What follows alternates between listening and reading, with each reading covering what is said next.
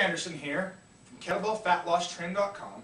I wanted to share with you a couple advanced push-up variations today. One's a pretty common one, kind of makes sense to people. Another one's one I kind of stumbled across, is actually for helping people make sure they maintain technique, because we always want to have as good a technical ability as we possibly can so we can get the most of that out of that exercise. Push-up's a great exercise. It's very awesome. It helps us build the upper body strength just like we like to. We can do it virtually anywhere, so it's very handy when we're in a gym, when we need a tight spot, we don't have equipment, or we're traveling, or whatever it may be. So I'm going to show you a couple of versions. I'm going to show you the one that kind of hit me the other day. I've got kettlebells, if you can see here, that have a flat face on them. They're not fully rounded. So this is actually a really good thing in this instance. I know there are some kettlebells out there that are fully rounded, and that might not work as well for what I'm trying to talk about here, but maybe for something else. If I had completely round ones, I might show you here, but this has got a flat face on it, so I'm actually going to flip this sideways. You can see, when I flip it sideways, it's kind of counterbalanced, so the handle falls towards the floor. Well, that can act as a feedback mechanism, because many people, when they do push-ups, they start to shift their weight forward and jerk their shoulders forward. So what we're going to do here is we're going to start with our kettlebells flat, handles off the ground. Hopefully you can see this. The other little benefit this gives us is a little bit of an extended range of motion. We're about 3 to 6 inches extra off the ground.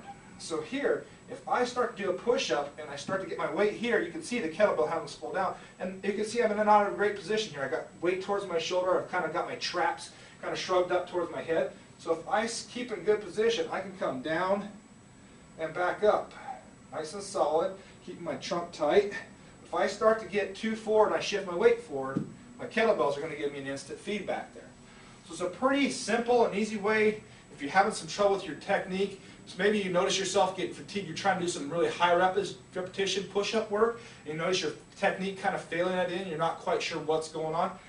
A lot of times it's going to be you kind of deforming your technique and moving your shoulders towards your ears a little bit. So that's a real simple way, plus a little added benefit of extra range of motion there. The next one is just push-ups on handles. So you want to make sure you're using a nice fat bottom kettlebell. You don't want to have too narrow, because that's going to make it really challenging. So I'd recommend starting with one that's got a fat bottom on it, even if it's a larger kettlebell that has a little more range of motion. Obviously, your larger kettlebell, you're going to have that a little bit more extended range of motion that you can go into a little bit deeper. Probably not a whole lot of need for that, but if that's the only one that you have that has a nice flat bottom on it, that's got some substantial surface area, then that's one you probably want to use. I've got my 12 kilos, they're perfect for me. You can do a lot of different things here with these. So obviously the initial one is we want a nice tight grip, we want to make the body rigid, and then we're just going to come down and back up. Obviously you can see that my chest extends at least to a little bit of the level below my hands. Awesome, right? We can also move out wider here, so work on some things. So you can move these handles a little bit all over the place. You can work on a single side a little bit, as if like you kind of had your hand elevated on a medicine ball. You can do lots of variations with this. The cool thing is that extra range of motion is definitely going to add to your strength levels. So there we've had it.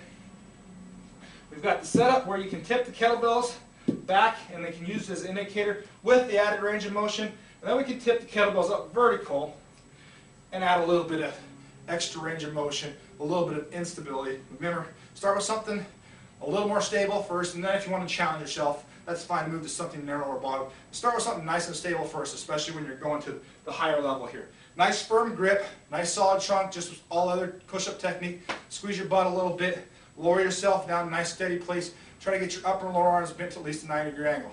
So this has been your advanced kettlebell push-up sequence.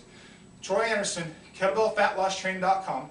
Be sure to stop over by our interactive site, kbfatloss.ning.com, and let us know what you think of this video.